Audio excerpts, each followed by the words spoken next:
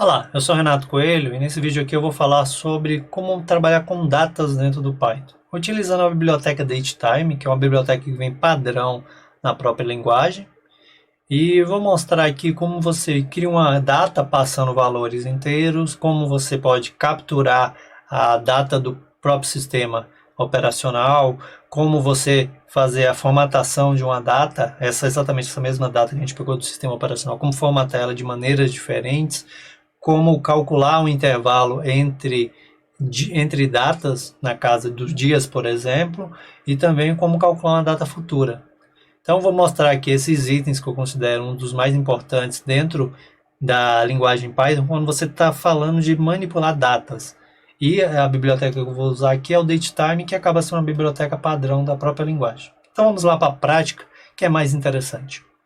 Nesse caso aqui, para a gente poder executar cada um desses tópicos aqui que eu levantei, a gente vai utilizar uma única biblioteca, que é a biblioteca Datetime. Então, a gente vai utilizar uma classe dela, que é a classe Datetime. Então, a gente pode fazer da seguinte forma: a gente vai dar um from Datetime, importar o módulo, né? E dar um import aqui da classe, que é o Datetime. Então, isso aqui já é o suficiente já para a gente poder manipular as datas.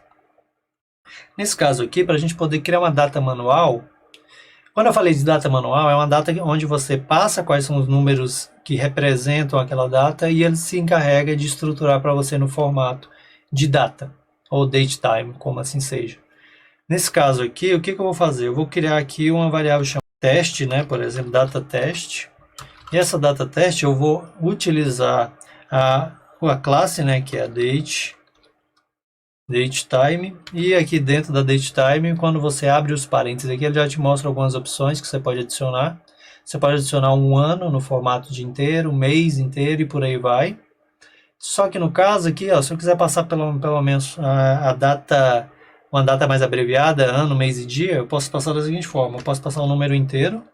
Então, no caso aqui, 2022, vírgula, o mês 12, que é dezembro, vírgula, e o dia 26, por exemplo. Posso vir aqui e salvar. Então, só de passar para dentro da classe Datetime essas informações aqui, como ano, mês, dia, no formato inteiro, ele já retorna para a gente um objeto no formato de data.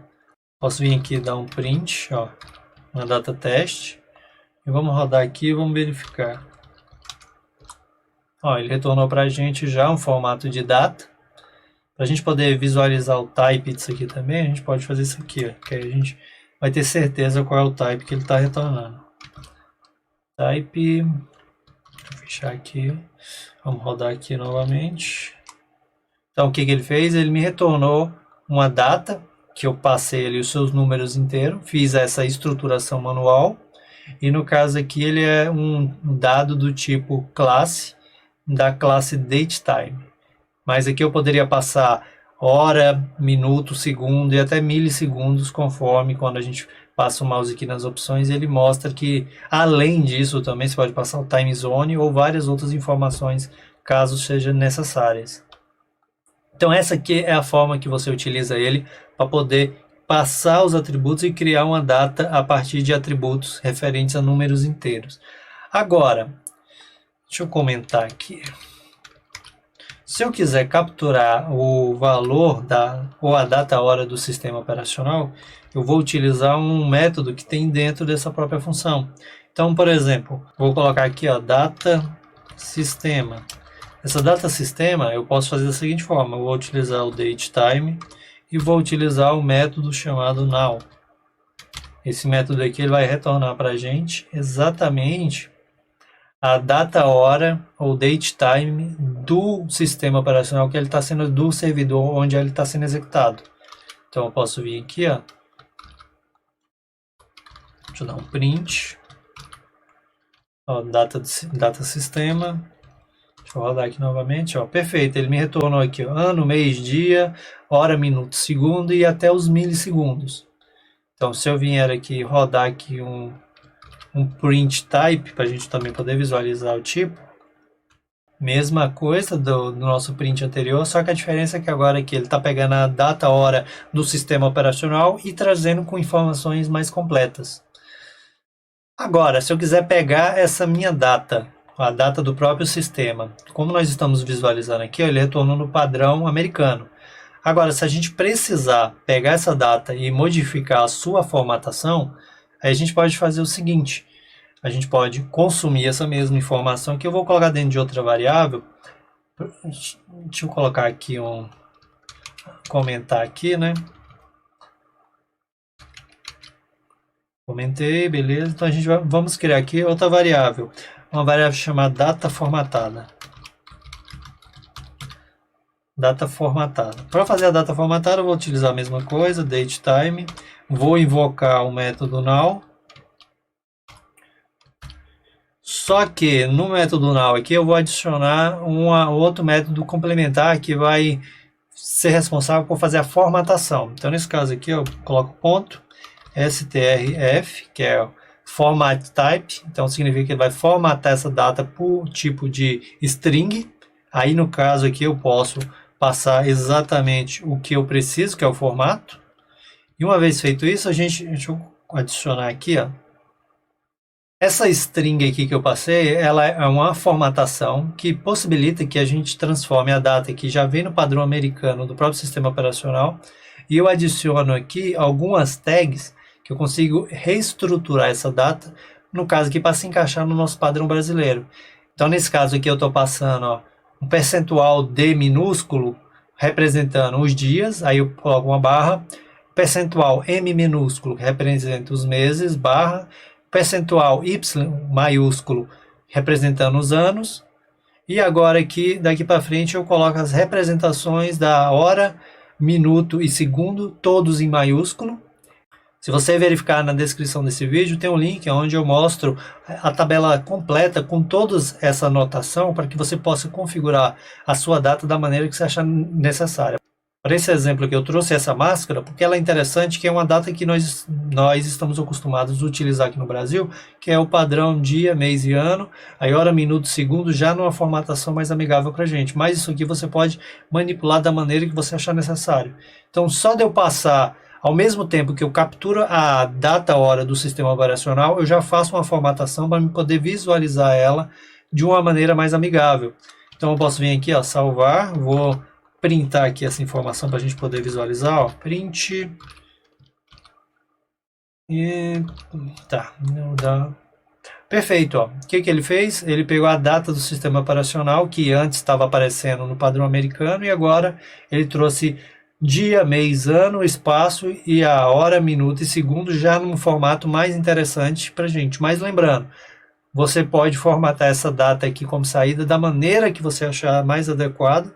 E eu vou deixar na descrição do vídeo o link com a tabela, com todas essas formatações, com todas essas tags que você pode utilizar para você poder formatar a sua data. Agora, se você quiser fazer o cálculo entre datas, tem um método bem interessante que nós podemos utilizar aqui, que é o seguinte. Deixa eu comentar aqui esse item aqui também, a gente possa partir para o próximo, que é o seguinte. Essa biblioteca datetime, ela tem uma quantidade muito grande de classes lá dentro, mas também tem a possibilidade de a gente utilizar não só o datetime, mas também a gente pode importar a date, que também é uma classe que existe dentro da biblioteca datetime, que é muito interessante de nós trabalharmos. Nós podemos fazer da seguinte forma. Eu posso vir aqui, ó, e fazer o seguinte, data atual. Aí essa data atual eu vou utilizar o date, né, para passar, e aqui a gente pode passar da mesma forma. Então aqui nesse caso, o que eu vou fazer? Eu posso vir aqui, ó, e passar, eu vou colocar a data de hoje, 2022,12,26. Beleza, essa aqui seria a data atual. Agora eu vou colocar a data futura. A data futura, eu vou utilizar aqui a classe date. Vou passar a data futura, vou botar 2023,5, né, que é, sei lá, o mês de março, e colocar aqui o dia 15. Então, nesse caso aqui eu posso vir. Então, no final das contas aqui eu vou ter dois objetos no formato de data, da classe date, formato data atual. Então, como é que eu posso fazer uma contagem de dias entre essas duas datas? De uma maneira muito simples. Posso colocar aqui, ó, diferença dias. Para fazer essa diferença dias, eu vou fazer o seguinte. vou abrir aqui os parênteses, e uma vez com o parênteses aberto, o que eu vou fazer? Eu vou pegar a data futura, deixa eu pegar aqui a data futura menos a data atual, e esse cálculo aqui eu quero que ele retorne para mim os dias. Então, para mim, como esse cálculo ele possibilita que a gente utilize um método, eu posso utilizar aqui o método days, que ele vai retornar para a gente a quantidade de dias entre essas duas datas. Então, essa diferença aqui. Então, eu posso vir aqui, ó, e dar um print. Print, vou salvar. E a gente vai visualizar quantos dias existem entre o dia 15 de maio de 2023 e o dia atual, que eu estou gravando esse vídeo, que é 26 de dezembro de 2022. Então, eu posso vir aqui, ó, e executar aqui novamente. Significa que entre hoje até o dia 15 de maio de 2023, a gente tem 140 dias. Por exemplo, se eu viesse aqui e mudasse, não, eu quero ver no ano de 2024, por exemplo. Então, é só eu vir aqui, mudar a data. E agora não são mais 140, são 560 dias até chegar nessa data futura. Isso aqui é muito útil quando você está fazendo a manipulação de datas ou então talvez alguns cálculos mais interessantes dentro da sua aplicação. Então, por exemplo, você consegue fazer um cálculo para saber qual é a data que você deveria gravar no banco de dados para que uma senha fosse expirada. Uma senha que expira em 180 dias, ou então, sei lá, o tempo de vida de uma determinada informação. Você pode utilizar desse recurso para poder adicionar na sua aplicação. Então, essa aqui é a forma de você poder fazer o cálculo de dias a partir de duas datas aqui no caso. E agora aqui, para a gente poder finalizar os nossos exemplos aqui, eu vou mostrar como calcular uma data futura. Porque no caso aqui, no item anterior, nós calculamos a diferença de dias entre duas datas. E agora aqui vamos calcular uma determinada data futura. Para fazer isso, deixa eu só vir aqui comentar aqui o nosso código anterior. Comentado.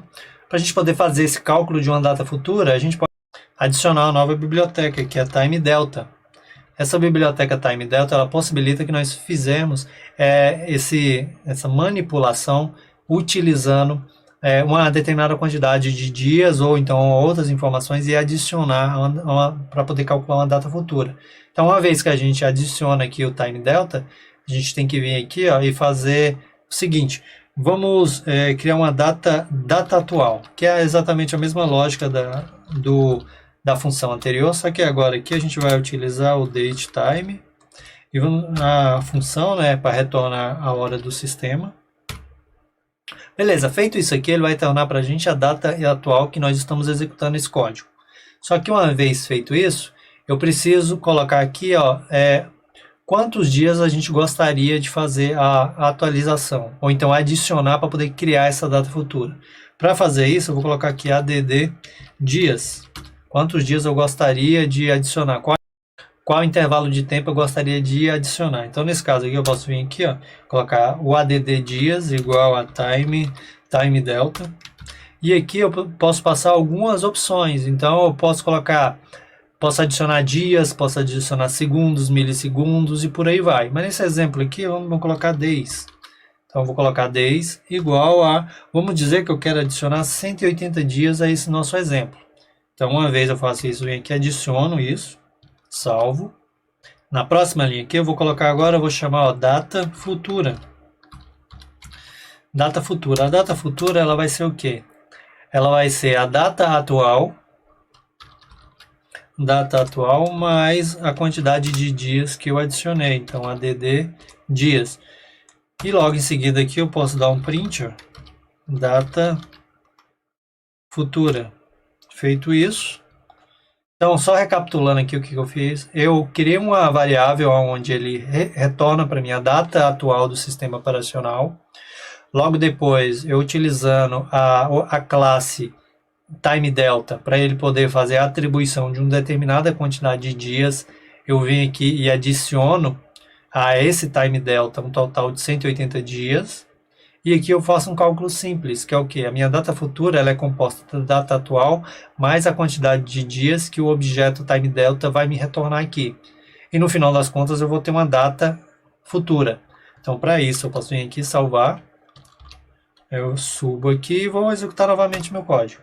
Uma vez feito isso, o que acontece?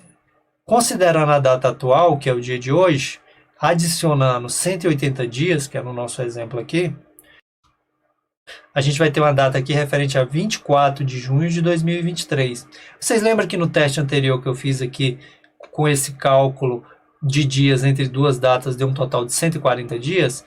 Que nesse exemplo aqui a gente colocou, ó, não, na verdade era no dia 23, em 2023, né? Até 15 de maio de 2023, a partir da data de hoje, ele retornou para a gente 140 dias. Então, se eu fizer o cálculo aqui e adicionar aqui exatamente 140 dias, ele tem que retornar para a gente exatamente o que o nosso cálculo aqui em cima, quando nós calculamos um intervalo de dias entre essas duas datas, na teoria ele tem que trazer exatamente isso. Vamos testar aqui, ó. Deixa eu apagar aqui. Então, se a gente considerar o dia de hoje, adicionar 140 dias, ele tem que dar exatamente o exemplo do item anterior que nós testamos aqui, ó. Então, é dia 15 de maio de 2023. Vamos ver se isso aqui é verdade, ó.